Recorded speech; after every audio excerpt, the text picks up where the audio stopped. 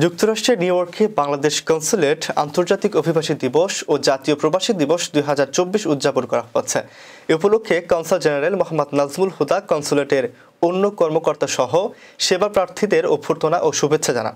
Consul general মুক্তিযুদ্ধের শহীদ, বীরাঙ্গনা, বীর মুক্তিযোদ্ধা, মুক্তিযুদ্ধের সব স্তরের নেতাকর্মীর এবং জুলাই আগস্টের ছাত্র জনতার অভ্যুত্থানে শহীদদের রুহের মাগফিরাত কামনা করেন।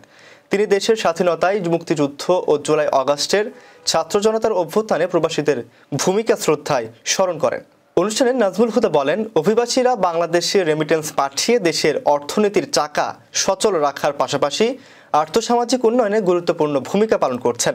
তিনি কনসুলেটে আগতদের বৈধ চ্যানেলে বাংলাদেশের রেমিটেন্স প্রেরণের আহ্বান জানান।